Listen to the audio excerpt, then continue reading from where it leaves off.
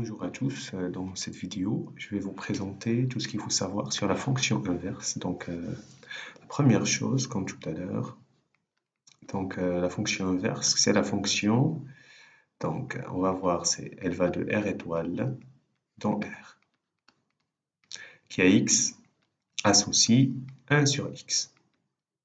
Donc j'ai écrit le domaine de définition de la fonction inverse, c'est R étoile. C'est ce que vous avez noté, c'est R privé de 0, c'est moins l'infini, 0 exclu, union, 0 exclu, plus l'infini. Donc on a exclu 0 parce que si je calcule f de 0, 1 sur 0, valeur interdite, c'est 0.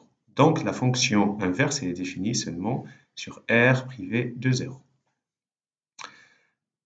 Deuxième chose, donc la fonction inverse, si je trace la courbe, donc je vais avoir un saut en 0, ça veut dire cette droite, l'axe des ordonnées ne sera pas touché. Et donc je vais avoir ce qu'on appelle une courbe de la forme d'une hyperbole. Donc ça c'est l'origine. C'est une hyperbole, donc à chaque fois qu'on va parler d'une propriété de la fonction inverse, il va falloir parler si je suis sur 0 plus l'infini, 0 exclu, ou sur moins l'infini, 0, 0 exclu. Alors, donc c'est ce qu'on appelle hyperbole. Alors, troisième chose, le tableau de variation.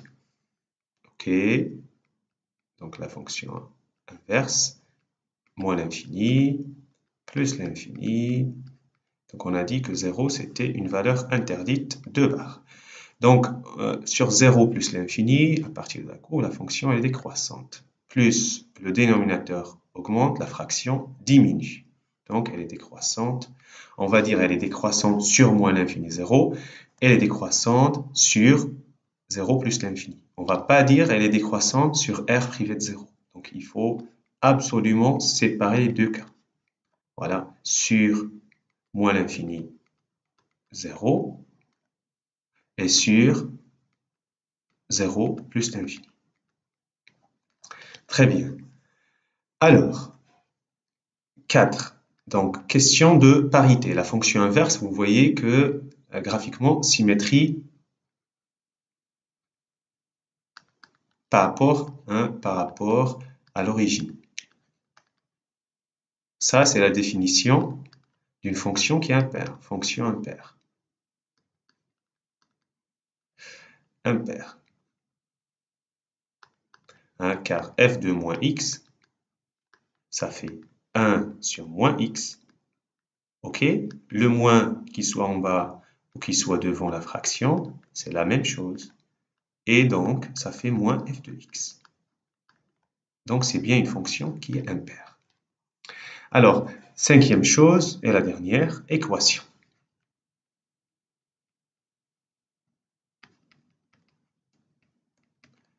Donc, si je veux résoudre 1 sur x égale a, avec a réel, a dans R. Bien évidemment, R étoile, et on va voir dans le cas positif, dans le cas négatif.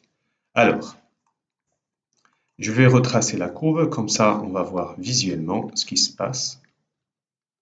Donc j'utilise une autre couleur. Voilà. Très bien. Donc, si je veux résoudre si A égale, on va dire, si A appartient, on va dire, à R étoile plus. Donc je suis qui est 0 plus l'infini. Donc, si je veux résoudre 1 sur x égale A, ben, la solution S, c'est 1 sur A, la solution. Vous voyez, c'est x1, donc le A qui est là, c'est comme A sur 1, donc je fais règle de croix. Et graphiquement, comment ça se présente? Ben, le A, il est là. Quand je trace la droite horizontale, ça coupe en un seul point. Et donc ce point-là, c'est 1 sur A. Et si A est négatif, c'est la même chose. Donc si A est négatif, pareil. Un exemple. Donc 1 sur x égale 3. nous donne la solution, c'est x égale 1 sur 3. Voilà. Voilà, c'est tout ce qu'il faut savoir sur la fonction inverse. Merci.